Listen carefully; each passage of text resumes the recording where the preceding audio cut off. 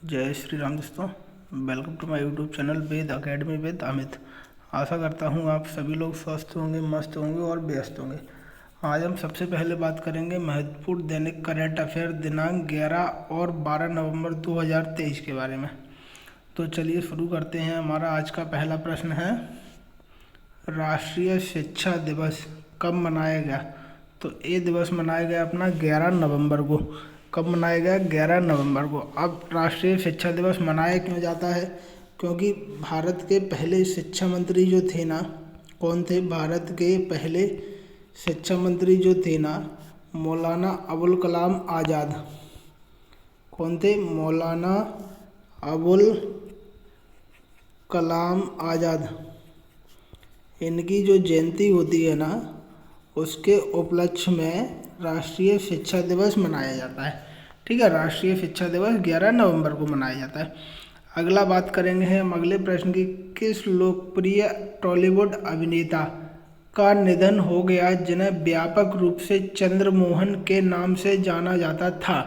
ठीक है, चंद्रमोहन के नाम से किसे जाना जाता था? तो वो थे मल्लमपल्ली चंद्रशेखर राव। मल्लमपल्ली चंद्रशेखर राव टॉलीवुड अभिनेता थे जिन्हें व्यापक रूप से चंद्रमोहन के नाम से जाना जाता था, जिनका हाल ही में निधन हो गया है। ठीक है, अगले प्रश्न की बात करेंगे। अगला प्रश्न है हमारा, न्यूजीलैंड की ओर से वर्ल्ड कप मैचों में 50 विकेट पूरे करने वाले पहले गेंदबाज कौन बन गए हैं? तो पहले गेंदबाज बने हैं न्यूजीलैंड की तरफ से जिसने 50 विकेट पूरे किए हैं, वो है ट्रेंट बोल्ट।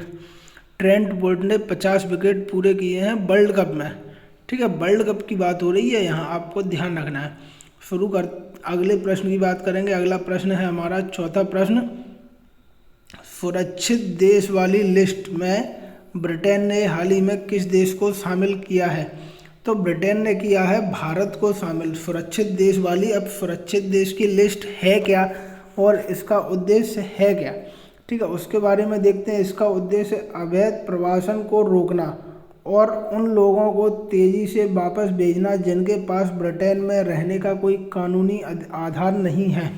ठीक है, मतलब कि अवैध प्रवासन का मतलब जो अवैध तरीके से जाकर ब्रिटेन में बस गए हैं भारत के नागरिक, उनको ब्रिटेन में जाने से रोकना और जो पहुंच चुके हैं उनको तेज़ी से वापस लाना।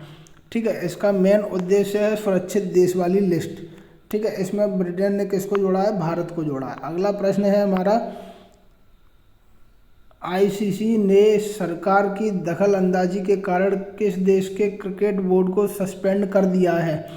तो आईसीसी ने किया है श्रीलंका का क्रिकेट बोर्ड जो है ना, उसमें सरकार की दखल अंदाजी ज़्यादा हो रही थी, इसीलिए आईसीसी ने श्रीलंका क्रिकेट बोर्ड को बर्खास्त सस्पेंड कर दिया है।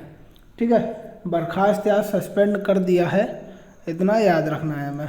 बढ़ते हैं हमारे आज के अगले प्रश्न की तरफ। अगला प्रश्न है हमारा, हाल ही में बोंगो सागर 23 सैन्य अभ्यास किन दो देशों के मध्य हुआ है? तो बोंगो सागर जो है ना, बोंगो सागर अभ्यास, युद्ध अभ्यास या सैन्य अभ्यास, ये है भारतीय नौसेना और बांग्लादेश की नौसेना के मध्य। भारत और बांग्लादेश के मध्य होता है और ये भारत की नौसेना और बांग्लादेश की नौसेना के बीच होता है। मतलब नौसेना का ये अभ्यास है भारत और बांग्लादेश दो देशों के मध्य, बोंगो सागर। ठीक है, बढ़ते हैं अगले प्रश्न की तरफ। अगला प्रश्न है हमारा आज का, गोवा में नेशनल गेम्स 2023 का समापन हुआ। राष्ट्रीय खेल जो थे ना, वो गोवा में आयोजित किए जा रहे थे। इन खेलों में पदक तालिका में पहले स्थान पर कौन सा राज्य रहा? तो इसमें रहा है महाराष्ट्र। महाराष्ट्र पहले स्थान पर रहा है राष्ट्रीय खेलों में। अब महाराष्ट्र ने कुल 80 गोल्ड मेडल, 69 सिल्वर मेडल और 79 ब्रॉन्ज मेडल के साथ कुल 228 मेडल्स जीते हैं। महाराष्ट्र ने कितने मेडल जीते हैं? 228 मेडल जीते हैं महाराष्ट्र ने। अब 228 मेडल जीतने के साथ साथ ही महाराष्ट्र ने और क्या किया? राजा भालिंदर ट्रॉफी विजेता महाराष्ट्र टूर्नामेंट के आखिरी दिन सबसे ज़्यादा गोल्ड मेडल जीतकर स्कोर बोर्ड में टॉप पर रहा। अब राजा भालिंदर ट्रॉफी भी किसने जीती है? महाराष्ट्र ने। हमें इतना याद रखना है, राजा भालिंदर सिंह ट्रॉफी जो है ना, राजा भालिंदर ट्रॉफी, वो किसने जीती है? महाराष्ट्र ने जीती है। इतना हमें याद रखना है। बढ़ते हैं हम आज के अगले प्रश्न की तरफ। अगला प्रश्न है हमारा, देश का पहला LNG ट्रक किस कंपनी ने लॉन्च किया है? तो ये लॉन्च किया है अशोक लेलैंड कंपनी ने। ठीक है, अशोक लेलैंड कंपनी ने भारत का पहला LNG ट्रक विकसित किया है। अगला प्रश्न है हमारा आज का, ईस्टर्न मैरीटाइम कॉरिडोर किन दो देशों के मध्य है? तो एक कॉरिडोर भारत और रूस के मध्य है। ठीक है, ईस्टर्न मैरीटाइम कॉरिडोर किसके मध्य है? भारत और रूस के मध्य है।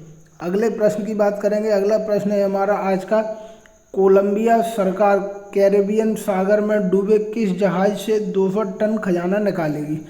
तो ये एक सैन होजे नामक एक जहाज था जो कि डूब गया था बहुत पहले। अब कोलंबिया सरकार जो है ना, वो कैरेबियन सागर में से उस जहाज से 200 टन के तकरीबन सोना निकालेगी। ठीक है, अब हमारा आज का करंट अफेयर पूरा हुआ। आप लोगों को अगर करंट अफेयर अच्छा लगा हो तो प्लीज़ आप चैनल को लाइक कीजिए, शेयर कीजिए और सब्सक्राइब कीजिए और हमारे साथ बने रहिए। ऐसे ही करंट अफेयर के साथ मिलते हैं कल नए करंट अफेयर के साथ। तब तक अपना ध्यान रखना। बहुत बहुत धन्यवाद आपका।